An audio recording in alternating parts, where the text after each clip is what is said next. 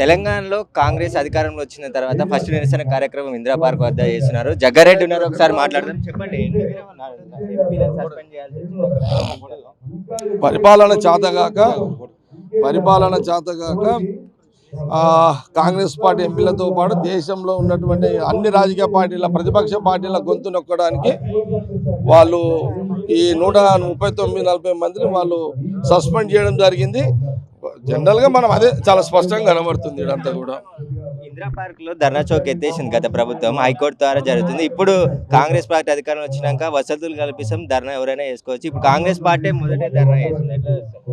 స్వేచ్ఛ ఇచ్చినాం కదా, ప్రజలు ఇచ్చిన అధికారాన్ని ప్రజలకు స్వేచ్ఛగా ఇందిరా పార్క్ దగ్గర కూర్చొని ఎలాంటి సమస్యలు ఉన్నా వాళ్ళ గలమిప్పి వాళ్ళ నిరసన వాళ్ళ చెప్పుకునే అవకాశం మళ్ళీ ఆనాడు కాంగ్రెస్ ఇచ్చింది. ఈ రోజు మళ్ళీ ఇందిరా పార్క్ దగ్గర అవకాశం ఇచ్చింది. కాంగ్రెస్ ప్రభుత్వము ప్రజలకు అవకాశం కాంగ్రెస్ ఇస్తుంది కాబట్టి కాంగ్రెస్ పార్టీ అధికారంలో ప్రజలు ఇచ్చారు అనేది మనకు కనబడుతుంది.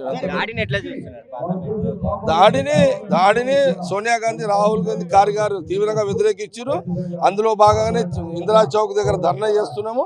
140 మంది ఎంపీలు ఇంక్లూడింగ్ రాహుల్ గాంధీ గారు ఇంకా మిగతా నాయకులను గలము పార్లమెంట్లో వినబడద్దు, ప్రజా సమస్యల మీద యువకుల కోసం మాట్లాడొద్దు అనే దాని మీద కుట్ర జరుగుతుంది కాబట్టి వీళ్ళు సస్పెండ్ చేశారు.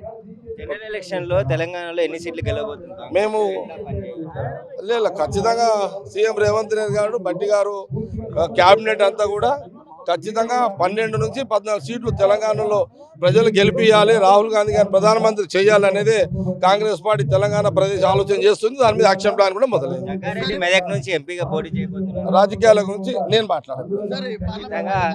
ఏదైతే పార్లమెంట్ సభ్యులని సస్పెండ్ చేసిందో దాని నిరసనగా ఇందిరా పార్క్ వద్ద ధర్నా చేస్తున్నాము. అందులో నిరసన భాగంగానే ఇక్కడ అందరూ సీఎం రేవంత్ రెడ్డితో సహా డిప్యూటీ సీఎం బట్టి విక్రమార్క కూడా వచ్చి అందరూ ఈ సస్పెన్షన్ నిరసనగా ఈ రోజు అయితే ఇక్కడ ధర్నా చేస్తున్నాం అని చెప్పేసి కూడా జగ్గారెడ్డి